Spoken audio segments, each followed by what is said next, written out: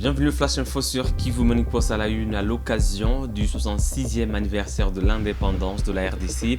Le président Félix Tshisekedi s'est adressé à la nation. Il a appelé à un débat serein, transparent et responsable sur la Constitution en rappelant qu'elle ne peut être modifiée dans la précipitation ni pour des intérêts politiques. Le chef de l'État a également annoncé la transmission de la loi référendaire à la Cour constitutionnelle afin qu'elle en examine la conformité à la Constitution. Suivez ici Félix Tshisekedi dans cet extrait. Mes très chers compatriotes, en ce jour particulier, je voudrais m'adresser à toutes les Congolaises et à tous les Congolais au-delà des convictions, des sensibilités et des appartenances politiques. Notre pays traverse des débats politiques importants. Cela est normal dans une démocratie vivante. Le débat est légitime, le désaccord est naturel, la contradiction est utile lorsqu'il s'exprime dans le respect de la République, de ses institutions, de ses lois et de l'intérêt supérieur de la nation.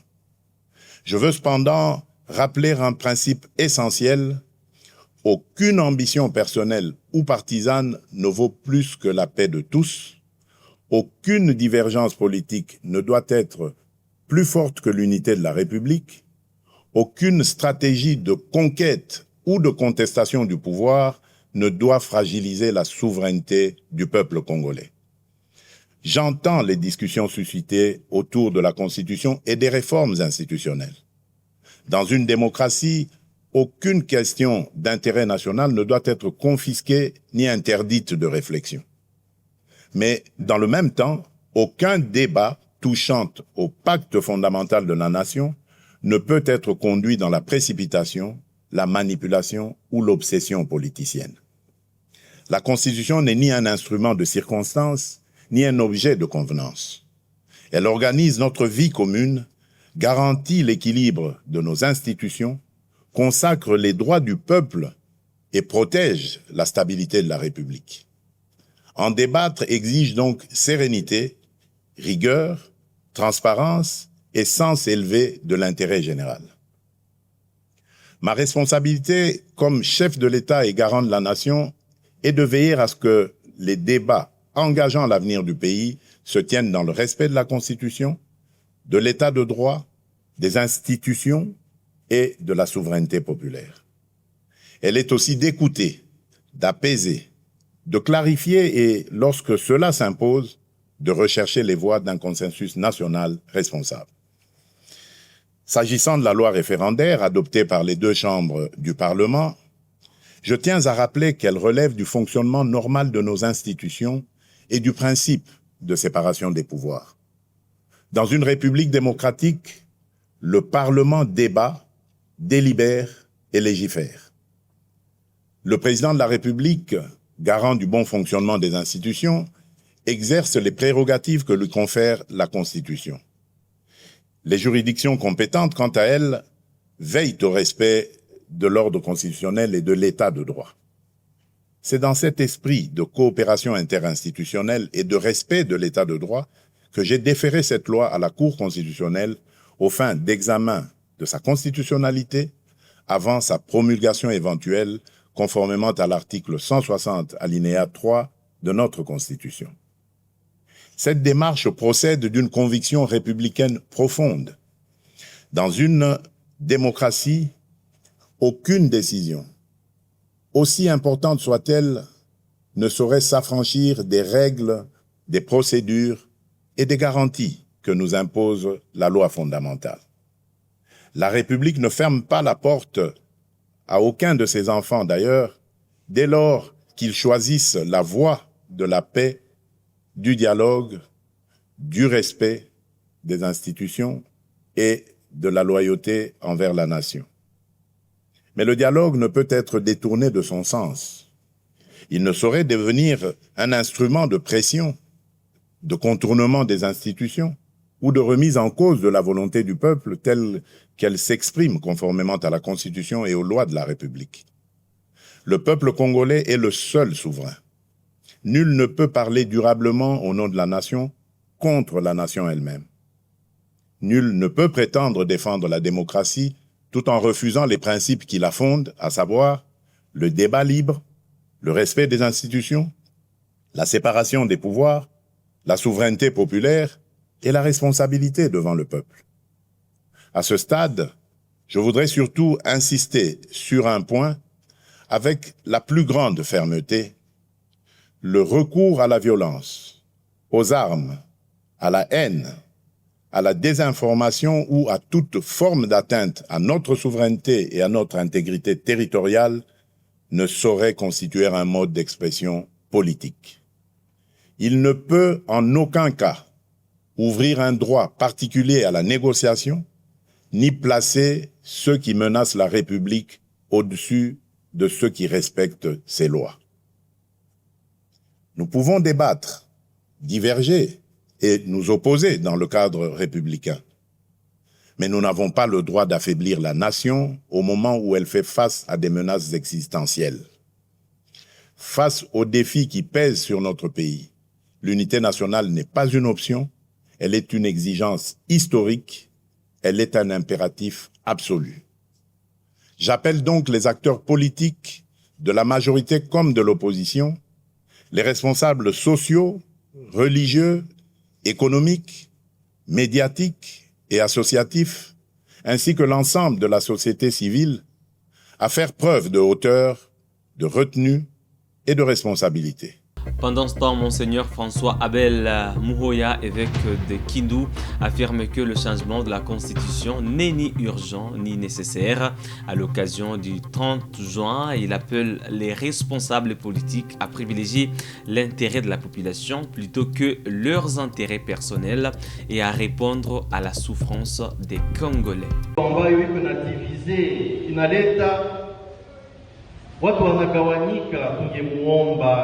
Ile sheria kuhusu referendum Katila ilituma kule kwa constitutionnel awaombe walinganishe na katiba ya nchi yetu, watoshe ile mambo yote yenye haistahili kusudi ile sheria ni lazima ikue, lakini iheshimie katiba ya nchi yetu, waondoe ile mambo ya kubadilisha katiba ya nchi kwa sababu si ya lazima, si ya muhimu kwa sasa katika nchi yetu.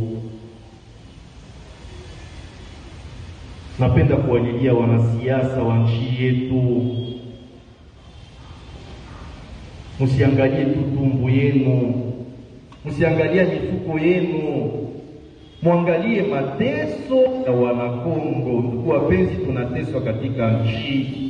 30 officiers supérieurs des forces armées de la RDC, de la police nationale congolaise et des armées des pays partenaires de la RDC sont arrivés lundi à Kolwezi, dans la province du Lualaba. Ces stagiaires de l'école supérieure d'administration militaire de Kinshasa effectuent une mission d'études dans l'espace à Grand Katanga dans le cadre de leur formation. Le stagiaire de la 9e promotion de l'école supérieure d'administration militaire de Kinshasa, accompagné de quelques cadres, sont arrivés ce lundi 29 juin 2026 à Kolwezi, chef-lieu de la province de Lualaba. Conduit par le général de brigade Kakenza Jean-Claude, commandant de cette école supérieure militaire à vocation régionale de FARDC, ces 30 stagiaires, tous officiers supérieurs composés de 17 colonels et lieutenants-colonels venus des pays amis et 13 de FARDC de la PNC vont effectuer pendant près d'une semaine un voyage d'études dans l'espace Grand Katanga. L'objectif poursuivi est de concilier la théorie apprise à la pratique sur terrain. À leur descente d'avion à l'aéroport de Kolwezi, le général Jean-Claude Brejo, directeur des affaires académiques des armes, s'est exprimé devant la presse pour justifier les choix de cette région stratégique. L'idée, c'est de venir en voyage d'études dans une des régions stratégiques en termes économiques du pays et de faire découvrir aux 17 stagiaires étrangers et partager avec leurs camarades des FARDC la réflexion sur l'importance des zones stratégiques dans un pays, comment les protéger et comment faire en sorte que le pays puisse en profiter légitimement dans les meilleures conditions. Pour rappel, il est prévu chaque année au terme des enseignements à l'ESAM un voyage d'études afin de permettre aux stagiaires de découvrir les réalités du terrain après des enseignements théoriques. Et puis la représentante pays ad intérim de l'Organisation mondiale de la santé OMS en RDC, Madame Anne Ancia, a rencontré le vice-gouverneur policier du Nord Kivu sous le régime de Kinshasa, le commissaire divisionnaire Louis Segon Karawa, le 29 juin 2026 à Beni. Il a annoncé l'ouverture prochaine d'une antenne de l'OMS dans la ville. Les deux autorités ont également échangé sur les mécanismes de détection rapide des cas d'Ebola en provenance de l'Ituri afin d'assurer une prise en charge rapide des malades. Je suis la docteure Anne Ancia, je suis la représentante de l'Organisation mondiale de la santé, représentante ad intérim pour la République démocratique du Congo. Alors, nous sommes ici pour deux raisons. La première raison, c'est parce que l'Organisation mondiale de la santé, depuis déjà 2 mois, avait l'intention d'établir une antenne. Donc, nous avons un sous-bureau pour le Nord Kivu et nous voulons ouvrir une antenne ici à Beni pour nous rapprocher et pour mieux supporter le gouvernorat provincial et particulièrement la direction provinciale de la santé qui sont établis à Beni. Donc ça, c'était la première raison. La deuxième raison, bien sûr, c'est l'épidémie de la maladie au virus Budibunjo qui sévit pour le moment, comme vous le savez, en Ituri et au Nord Kivu.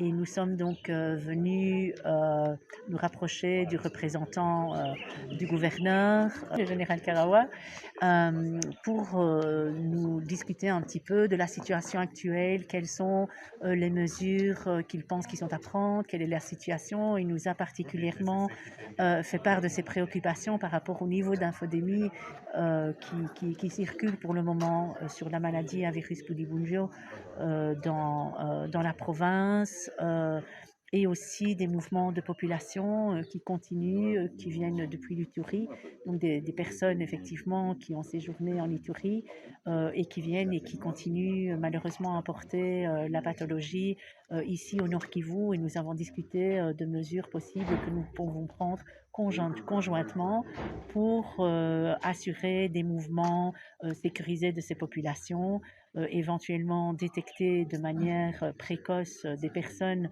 qui effectivement seraient en retour sur le Nord Kivu alors qu'elles sont affectées, pour qu'on puisse les prendre en charge de manière beaucoup plus rapide, les amener dans des centres de traitement de manière beaucoup plus rapide. Nous savons que malheureusement le taux de létalité de l'épidémie est plus élevé dans la province du Nord Kivu de ce qu'il n'est dans la province de l'Ituri, ce qui nous préoccupe tous. Et nous savons que c'est particulièrement parce que nous voyons des personnes qui arrivent très tard dans les centres de traitement et de prise en charge à la maladie à Ebola. Donc, si nous pouvions effectivement détecter ces personnes d'une manière beaucoup plus rapide, nous pourrions faire en sorte qu'elles arrivent aussi de manière plus rapide dans les centres de traitement à Ebola et donc qu'elles puissent avoir des meilleurs résultats et donc peut-être diminuer ce taux de létalité qui est, comme je l'ai dit, principalement dû à une arrivée trop tardive dans les centres de traitement et de prise en charge pour le moment. Nous avons aussi discuté, bien sûr, de l'importance de travailler avec la population, de l'appropriation des communautés à la jugulation et le contrôle de cette épidémie, puisque, comme nous le savons pour le moment dans cette épidémie, nous n'avons pas de traitement, nous n'avons pas de vaccin comme nous l'avions dans les années 2018-2019 sur le virus à sous-type Budibunjo. Nous n'avons pas encore pour le moment de vaccin.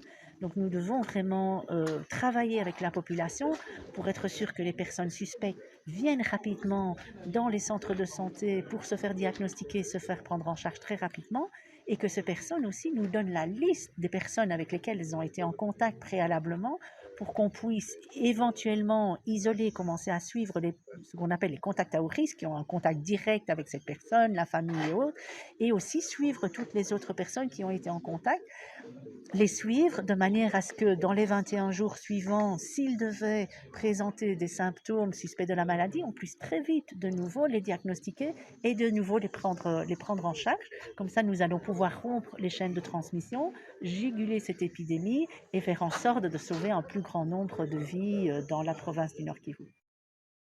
Fin du Flash Info de ce 30 juin 2026 sur Kivu Morning Post. Merci à vous de l'avoir suivi de bien à la fin. On se fixe un nouveau rendez-vous d'actualité. D'ici là, portez-vous bien.